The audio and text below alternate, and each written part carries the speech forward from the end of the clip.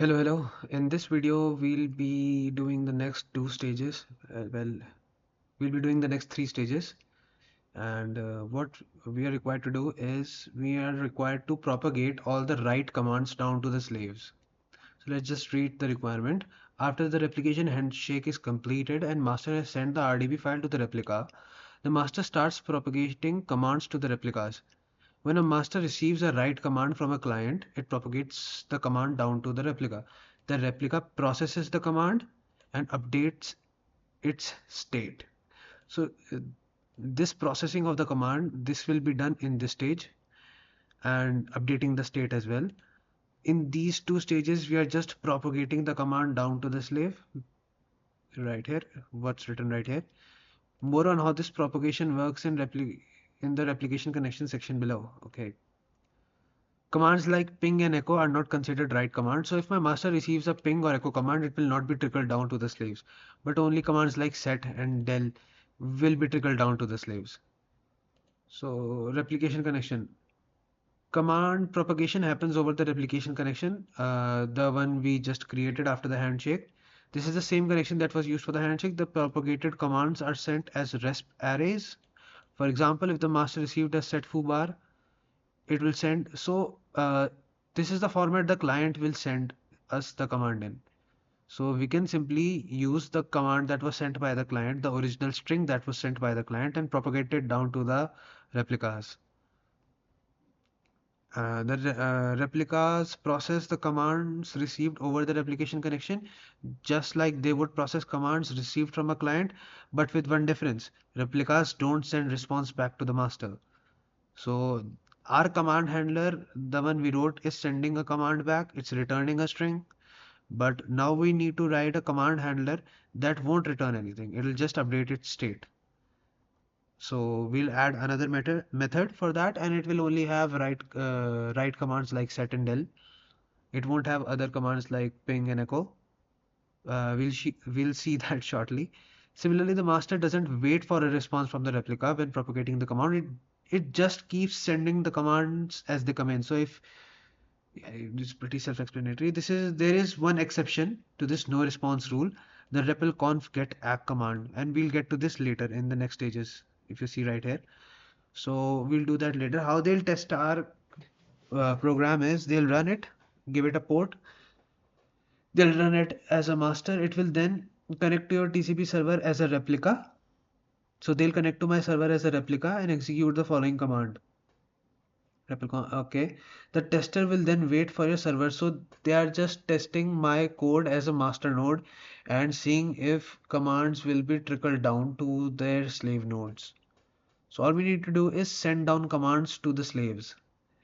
And let me show you how that looks like. So when my Redis client sends a set command, set key value, it is in this format. The root master node receives it, and the set command is propagated down to each slave. And each slave can have slaves of their own, and the set command is then propagated down as well. All right. So what we are intending to do in this stage is implement these white arrows. This here, this here, this here, this here. And this stage, command processing, is what will happen inside these green boxes and these blue boxes. We need to process these commands, but in the next two stages, which will be solved together, we are just implementing these white arrows, basically the command trickling down to the slaves. So let's get to it. Let me open the code. All right. So when my master receives a command, it needs to send down the command to the slave nodes. So in my master TCP server, whenever I receive a set command, I need to trickle down the command to slaves. And I already have slaves in my connection pool. All right. And so what we can do is, and we cannot do that in the same thread because my master is supposed to return something after a set. It's supposed to return a response. But if we do it in the same thread, my thread will be blocked up. So sending the commands down to the slaves should happen on a different thread. What we'll do what we'll use to do that is use completable futures. Completable future dot run async. It will take a runnable. All right, and we'll just call a method called propagate. And we just need to trickle the propagate command down. Okay, so let's create this method. Create method in master TCP server. And what we need to do here is we already have injected the connection pool. So for each slave in the connection pool, we need to send this command down. And now it's already happening in a different thread. What we can do is we need to generate. So let me, why is it not coming? Slave.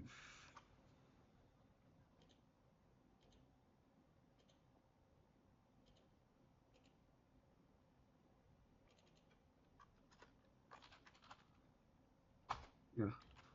Okay. So this command is not the format that we need to send. We need this.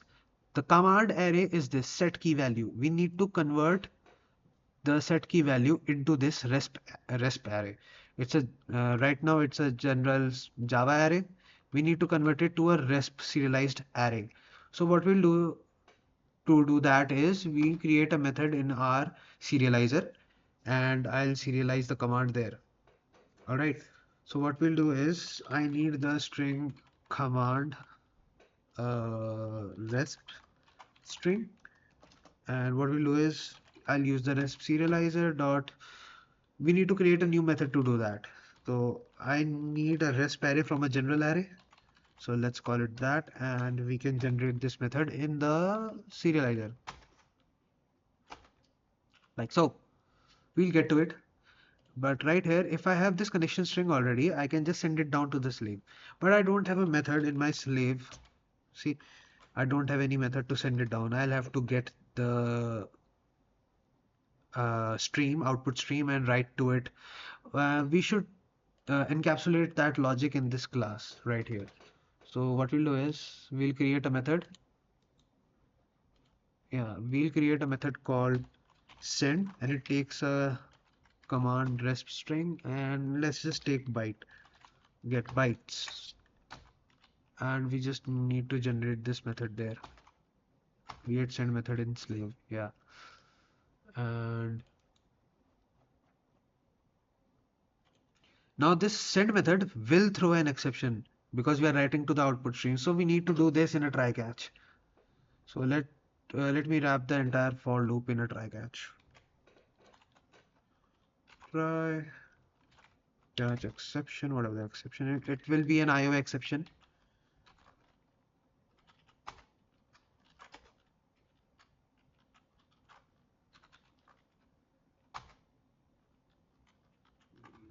Instead of, yeah, runtime exception for now. Why is it throwing an error? What's it saying? Delete catch. There is never an. We'll do that shortly. Let's mark this method to throw that exception. Throws IO exception because the connection may close while we are sending it, and then there will be an IO exception. So back to the send method. In the send method, all we need to do is check if the bytes are empty. If bytes not equal to null, we can write it down to the stream. And where will be the stream? It will be in my this dot connection. This dot connection dot output stream dot write, and we can write the bytes there. That's all we need to do. We're good here. I think we're good. Let me check. Yeah, propagate is fine. And with this, I think, oh no, we added a method here and didn't implement it. So we need to give it an implementation. Uh, okay, what I'll do is I'll create a list of string All right, and it'll be, let's call it result, new array list. All right, and I'll return a string dot join on the result with slash r slash n. Right, and okay. So we need to add all the components that will be part of the resp array into the result, and that will generate, and this will generate the resp string for us. So all we need, so what does the resp serialization look like? It looks like this, right? So it starts with a asterisk followed by the number of elements that are in my array. Then we are ignoring the slash r slash n because that will be handled by our join method. The next thing in my resp array would be the first element, the dollar followed by the length of the first element, then a slash r slash n, then the first element, then a slash r slash n, then a dollar followed by the length of the second element, so followed by slash r slash n, then the element itself, then slash r slash n, then a dollar and the length of the next element. So that is 5 here, then a slash r slash n, then the last element, and then followed by a slash r slash n. Okay, we need to add one more thing. See, when we join, it won't append a slash r slash n, which is required from us. See, we need a slash r slash n at the end as well, right? So we need to do that manually.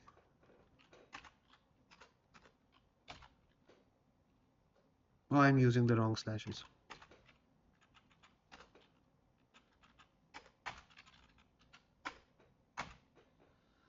Like this. All right. So I just need to start the array with a asterisk followed by the length. So let me calculate the length of the array is command.length. All right. And to my result, I need to add a dollar, an asterisk appended with the length. That is the asterisk 3 here. Then we need to add the $3, and so we need to calculate this $3 for each element. So we can do that in a loop for string s in command. We can calculate the length to be s dot length, and we need to add to the list a dollar followed by the length, and then I need to add the element itself, and that is s. Yeah, and that is my resp serialization from a Java array to the resp protocol array. And with this, I believe we should be good and we should pass the next two stages. All right. But one more thing. You see, we have this propagate method here, and we are calling it in my master. But my slave will have other slaves as well. So we need to add this in my slave TCP server as well. So let me copy it. And in my slave TCP server, wherever we receive the set command, we can call this as well. Oh, yeah, we'll do that later. Because my slave cannot see, I told you, right, we need to add another command handler that will be handling commands from the master, and only those will be trickled down. The set command that my slave will receive from a Redis client, the Redis CLI client, will not be processed. The slave nodes are not writable. They are read-only replicas, and only write commands from the master are trickled down. So this handle command is for the Redis CLI client. We need a handle command method for the commands that are received from the master, and we'll add that soon, very soon. So let me push the code we have done right now and see if we pass. Commit minus m. I believe we should be passing next two stages. because that's what happened when I was testing it earlier yesterday night. Hit push. Let's see. Hmm. It's building.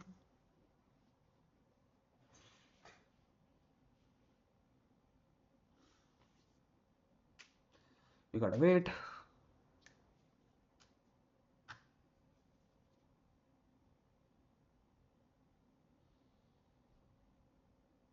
Built successfully. It's running the tests. Zero failed. And their tests are passing as well. That's a good sign. But will it pass this stage as well? So, what's the difference between these two stages? The stage we are running right now is supposed to test for only a single slave, but we had already created a connection pool and we had a list of slaves there, right? So we can simply use that for multiple slaves because we already are storing all the slaves. So in this stage, they are just connecting to the master node once. In the next stage, they are connecting to the master node multiple times, and we have already created a connection pool for that.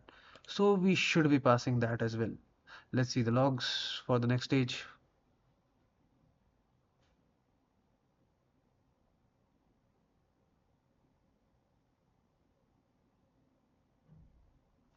Why are there no logs? Oh, right here. Why are there no logs? Running tests. View git push output for live logs. They don't have logs for this. Let's see if it passes. Shouldn't take much long. So, yeah, the tests passed. We can get on to command processing. What we're required to do, let's read what we're required to do in command processing. After the replica receives a command from the master, it processes it and applies it to its own state. This will work exactly like a regular sent by the client, except that the replica doesn't send a response back to the master. For example, if the command set is propagated to the replica by a master, the replica must update its database, but it won't do that if this command is sent by a Redis CLI client. That's the important thing to remember. And another thing to notice is the master will send not one command in this test, they'll send these three commands all together. And to handle that, we'll be using another type of. So what we were doing was we were reading the entire input from the input stream and converting it to a string. But I'll show you the other way, the other typical way a serializer or deserializer is written. So you might have heard of automatas and how they are coded. So it's basically like that. We need to implement an automata that deserializes this rest serialized string to an array of arrays. So we'll do that as well in this video. So let's get to it. So what we're required to do is we required to receive commands in the slave TCP server, right? So let's see what my slave TCP server looks like. So this method, initiate slavery, is where my connection is, right? It has the master. It has the master connection. So we'll be receiving the commands right here. See, what we were doing was we were reading from the input stream as it is and printing it. But we're not going to do that now. Instead, uh, we'll create, let's just remove this. We don't need this. And let's create this method called handle psync response. I'll show you a short demo of how the automata would work in this handle psync response create method. All right. Uh, it'll basically be a while loop that is checking for the different types of characters and processing them. That's essentially it. So let's see what it looks like. We need to return what do we need to return? So let me tell you another thing. we'll be doing it character by character or byte by byte. And the most efficient way to store a byte would be an integer. Well, it would technically be a byte. We can return anything from here. Let's just return a list of integer for now because we need to read from the input stream, and I'll append it to a list of integer and I'll call it res, and we'll return this, and that can be converted to a string easily. We won't be using the response to this psync command, not that I know of. It's not required. I'm just showing you a demo of how that while loop, that automata implementation would look like. So while true, while we have input, and I'll break when we do not have input. So if input stream dot available, yeah, if there are no bytes in my input stream, we can break out, right? Oh, sorry, continue. We can continue processing it. And why is it throwing an error? Yeah, it'll throw an IO exception. Let me add that to the method signature. And the byte from my input stream will be input stream dot read a single byte. I want to read a single byte, and this method does that. And I want to add it to my result dot add b. But if the response to psync, if you remember what the response to psync looks like, it ends with a it basically ends with a slash r slash n. But when we see another star in my input stream, that would indicate a next command coming to my slave. All right. So when we see another asterisk, we can break out of this while loop because that will be the next command. All right, because every command starts with a star, right?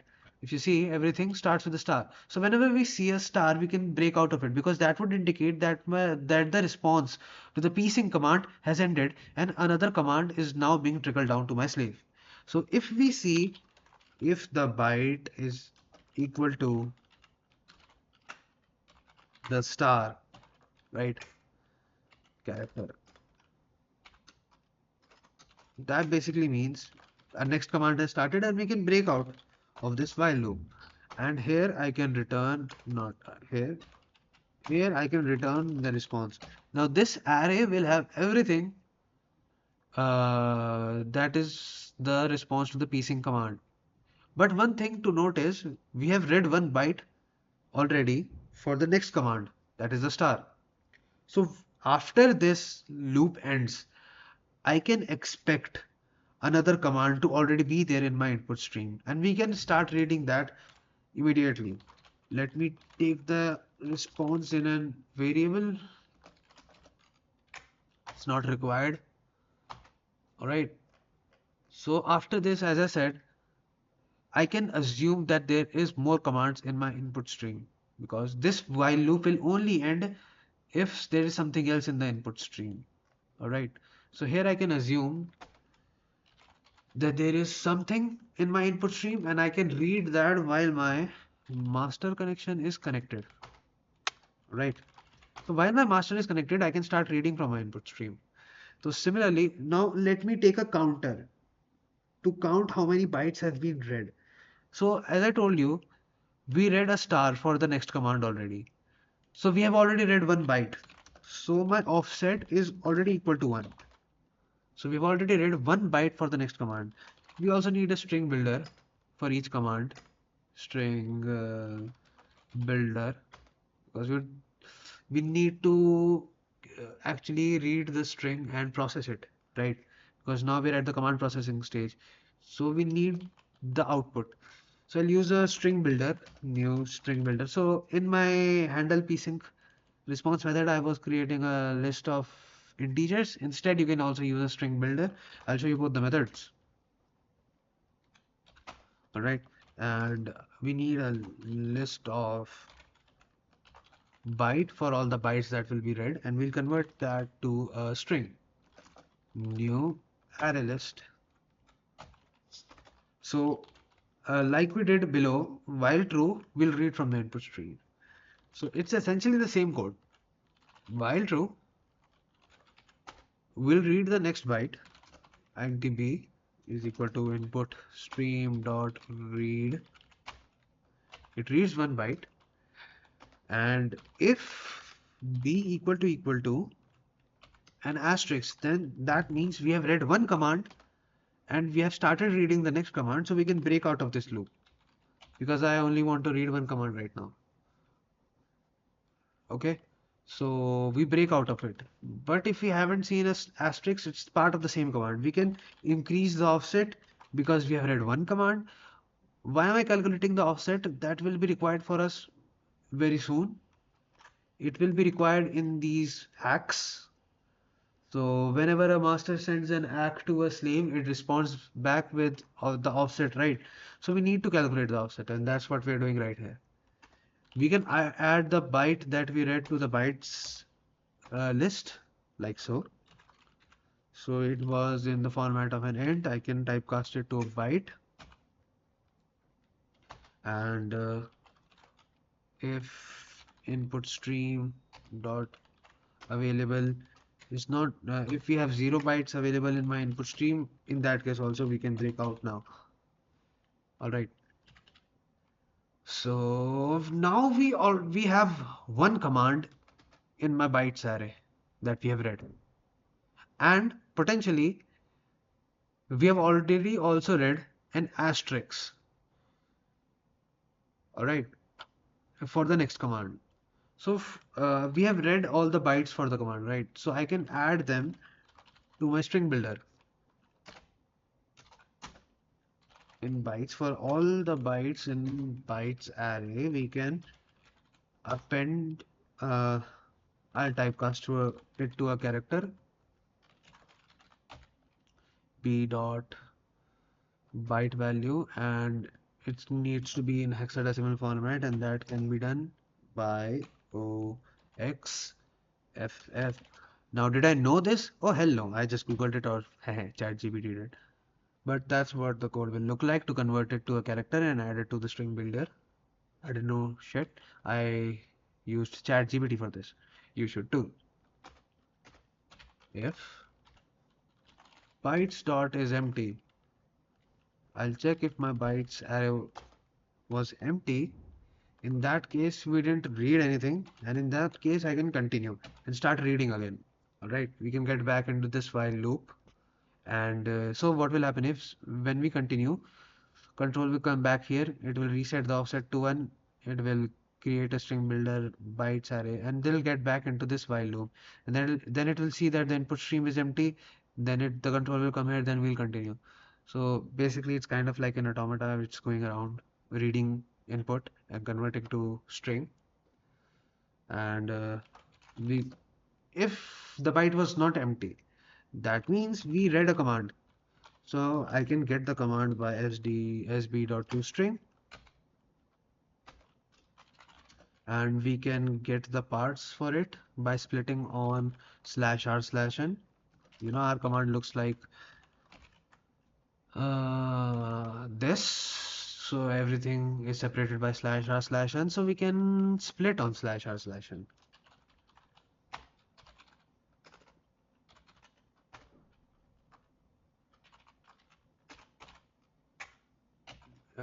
We can split on it, and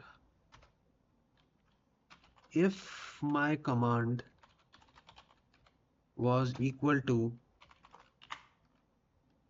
uh, and OK, then we don't need to do anything. There is nothing to process. If we just received an OK, then there is nothing to process. So we can continue.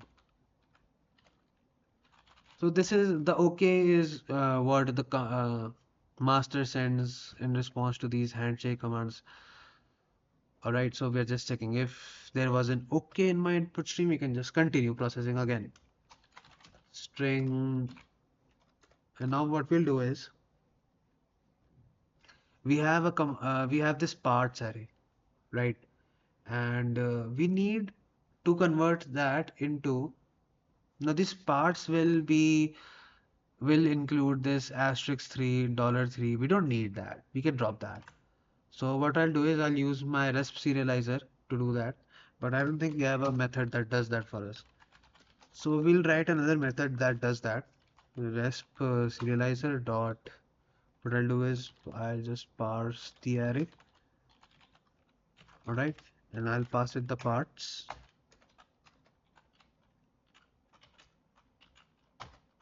I'll create the method in the Resp serializer and I'll get back to it soon enough.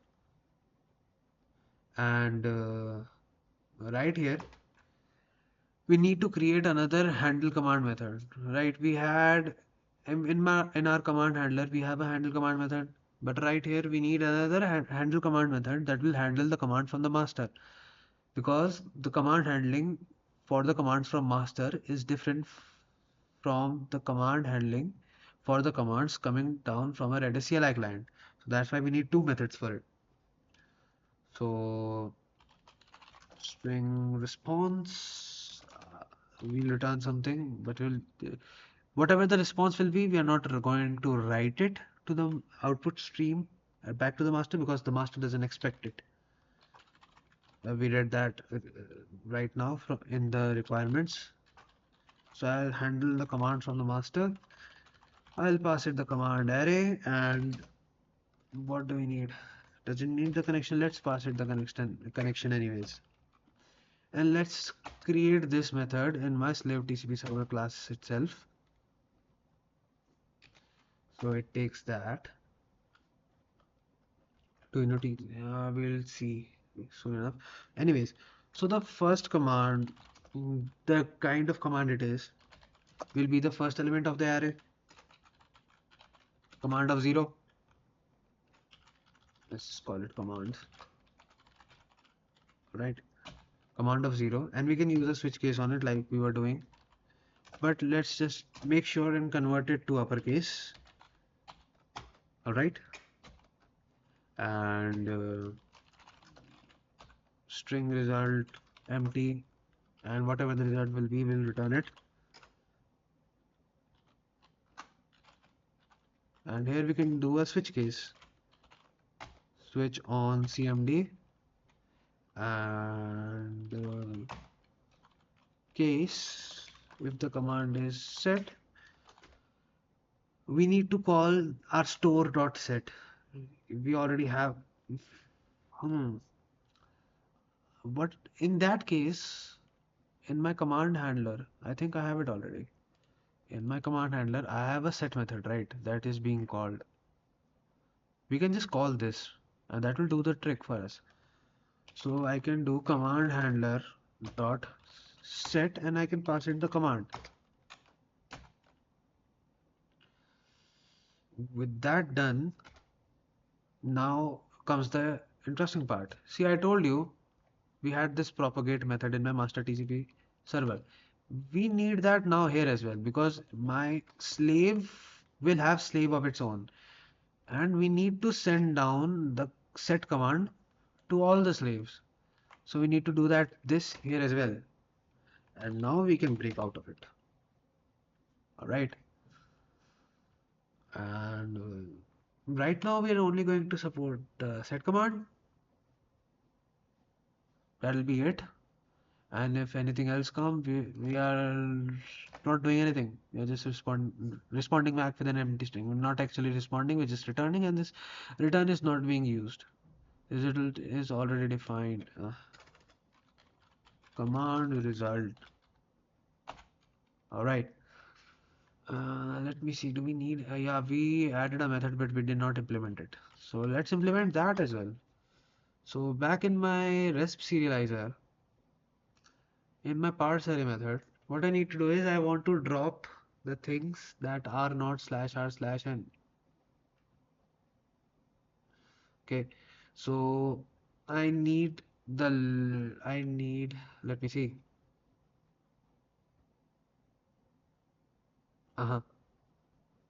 So when we split on this /r/n, this will be at index 0, this will be at 1, This will be at 2, this will be at 3, this will be at 4, this will be at 5, this will be at 6. The important thing to notice is that all the things that we actually care about, the set, the key, and the value, are on even indexes. 0, 1, and 2, then 3, then 4. So all we need to do is get the even index element from this parts array.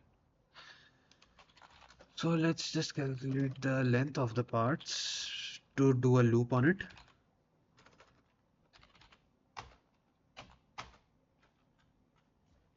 The hell is the error here? So, oh, int len. Or do we know how many elements we have? We'll respond back with a string array, right? So we know how many elements there are going to be, and that will be the first element of parts, right? Parts of 0. And this will have an asterisk followed by the length of the array that should be. So let's calculate that, and that will be an integer dot parse int of length. And why length? Because we have already read the asterisk out and we didn't save it to the byte array. So there is no asterisk right now here. That's the good thing. We don't need to do any substring or anything. We already read it, but we did not add it to my byte array. We just used it as a delimiter. Okay, so that will be the length of my result. That should be string. Let's just call it command new string length, and I just need to return this underscore command.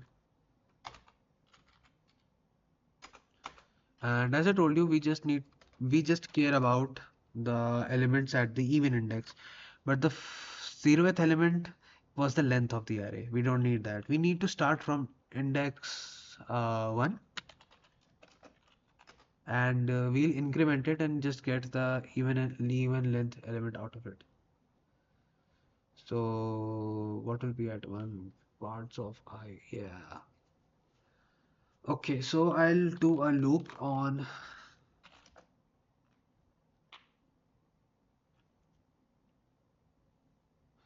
So when we do 0, 1, 2, 3, 4, yeah, I don't know. Let's print what actually is there in my parts. That seems better. String s in paths. Let me just print it. Shout.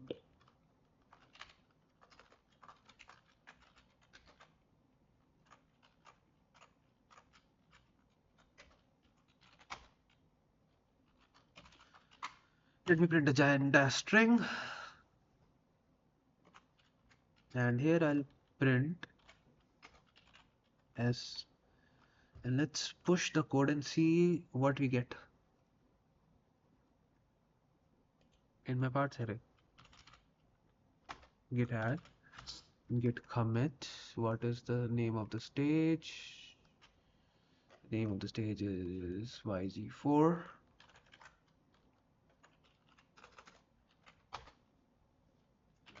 Git push. Now let's wait for the logs.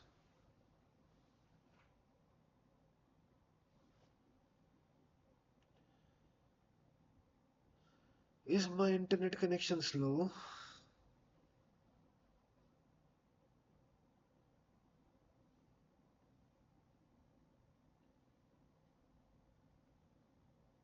Okay, we got something.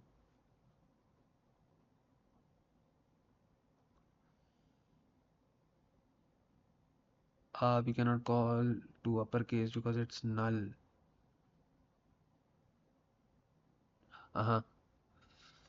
Because we are not returned, because my command array is empty, that's causing the issue. We can add something to my command array.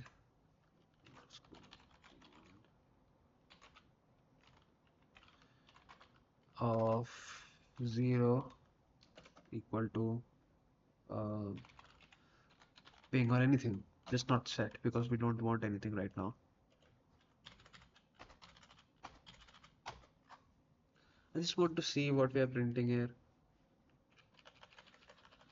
I'll control F for this in my logs.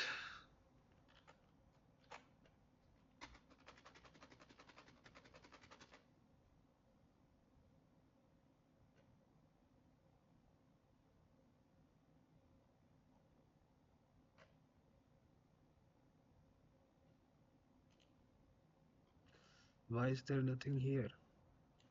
Control X. And where is it being called?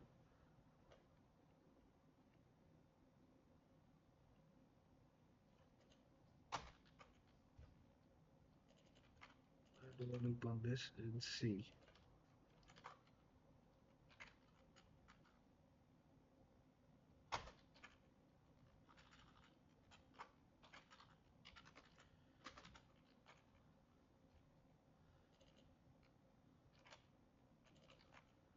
I won't call these methods right now.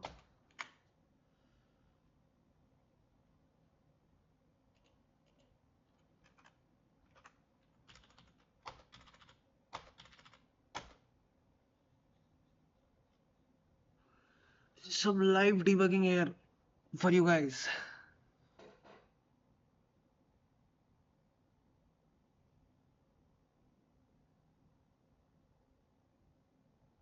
Okay, so this is what we have in a parts array.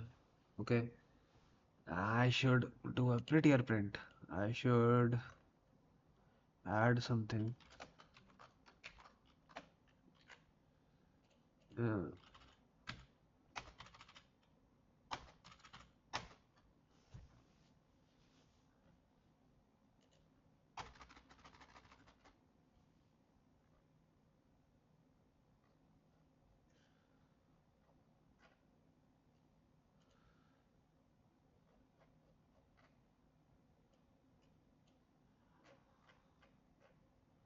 we have it right here, folks. So the first element is 3, then a dollar 3, then a set, then a dollar 3, then a foo, then a dollar 3, then a 1 2 3.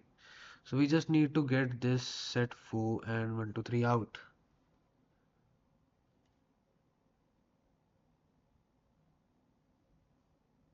Uh-huh. And okay, what we can do is now we can get back to my method. We can uncomment. So now the requirement is clear. I'll comment this out and I'll get back to the parse array method. Okay, so let me remove this command.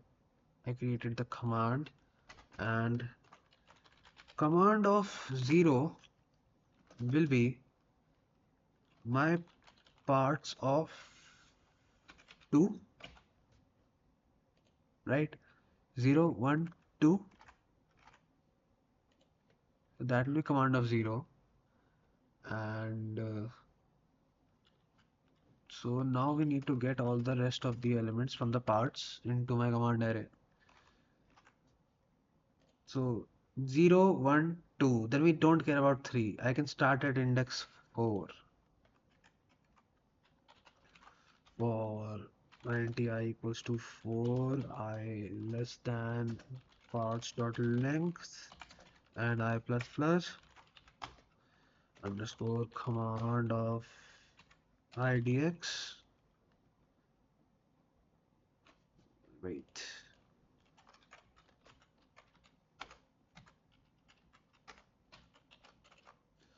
this is be done now in a loop. Parts of I care about I. Yeah, that's what I need from the fourth. Okay, now my command array is being processed and I'm calling the command handler as well. Yeah. And in my handle command from master, I'm calling the set as required. Now let's see if it will pass the test.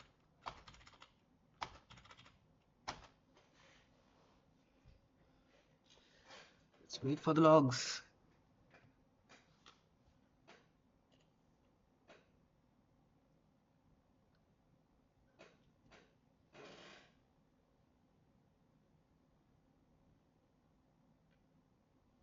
Okay, so my expiry because value is null. So this is happening in my store.get method. So let's see what the issue is.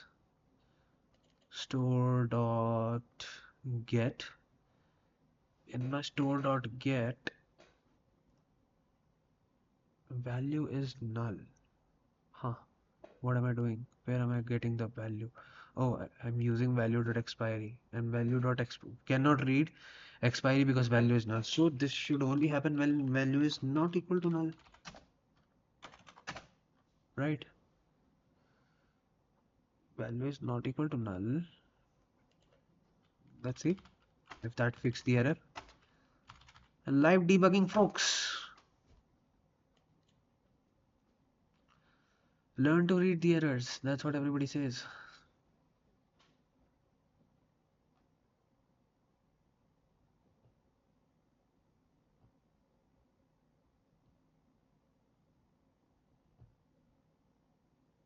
Okay, we still have this issue.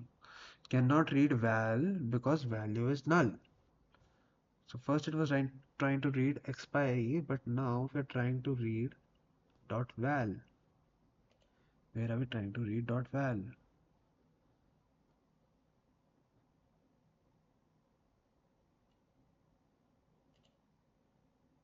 Did my set command not trickle down to it correctly? So my master is sent, and so let me see if it's being trickled down correctly or not. Let's see if this set method is being called in my slave TCP server. In my yeah, right here. Let's do a shout of,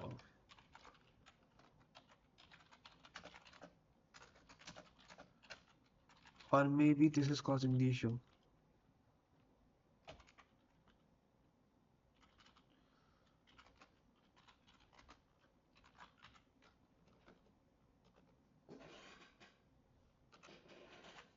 Let's see if that set method is being called. This calling the set method should be logged 3 times. Commit and let me clear the terminal once. Git push. And we can control F for this. No results.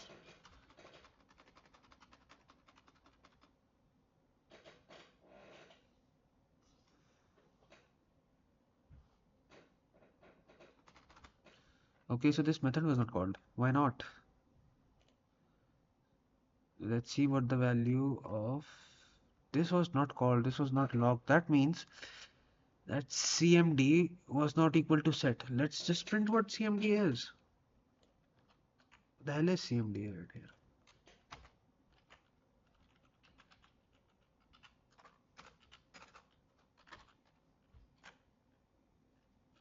Let's print it after doing an uppercase.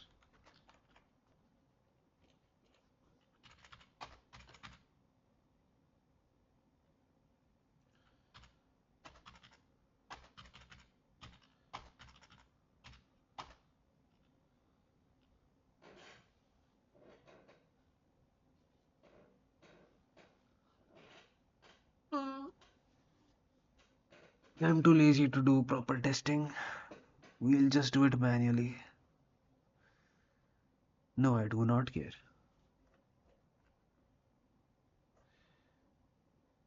So it didn't print anything. Why not?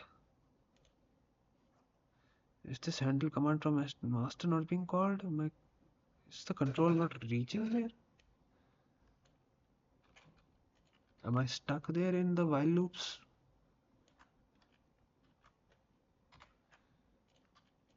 Command array. Let's see. I might be stuck in the infinite while loops.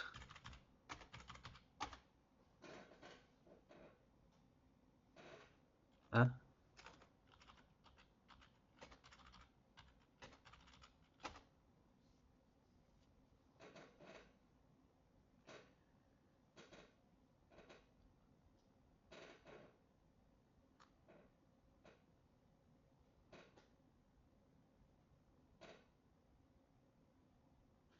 So I don't think we are getting out from that method anytime. I'm stuck here in this parse array method. How so? I plus plus. Am I, how am I not returning from here?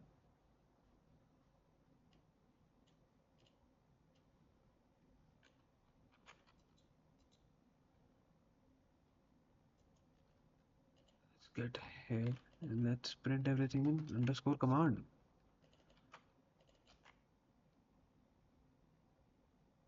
Oh, no. Let's see.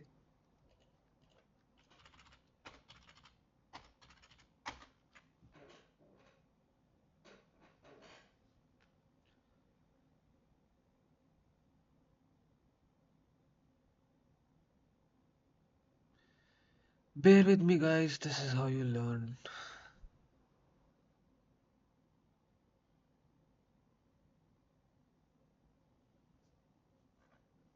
Yes, that was never called. Why not? I is equal to 4. Why the hell not?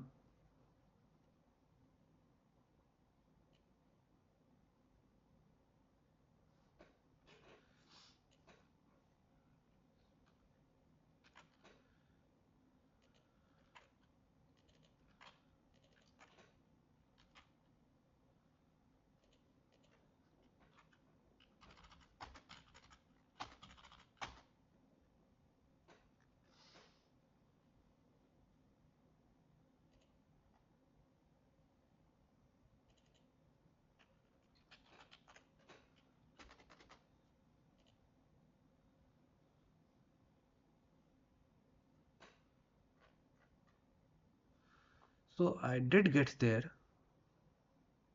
but I got an error. Index 3 out of bound for length 3. Huh. Index 3 out of bound for length 3. Should it be length plus 1? Where? Index used it. idx plus plus is equals to parts of I. I cannot be out of bound. idx can be out of bound.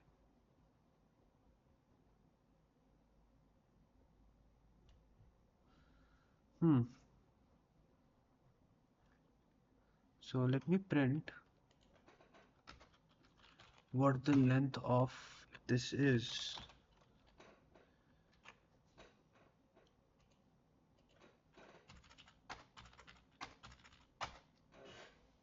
Something is going out of bound and then my thread is failing. That's the issue. Let's see what is going out of bounds. Am I hard coding 3 somewhere? I don't think so. No, nowhere. Okay, so my length is 3 and so index 0 idx plus plus, so parts of 2, part 0 1 2, I set command equal to 2, then its idx value is 1, then here I set this at 1, and idx value is 2. I get here.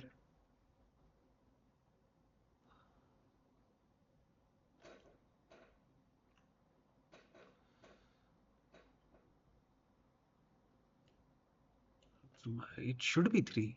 Why am I going out of bound?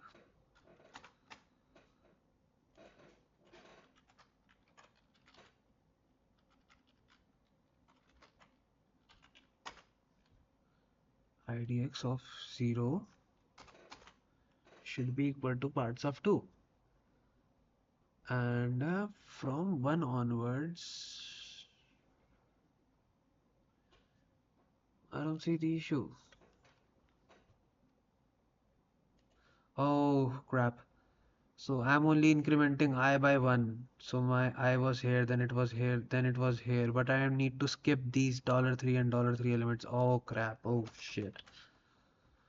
I need to be incrementing it by 2. I just said we only care about even elements, and then I forget.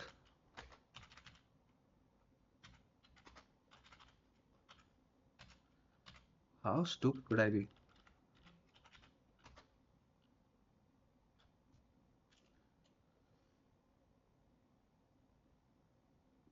Live debugging, folks. Let's see if it works. All right, the tests passed. That was a bug which we found.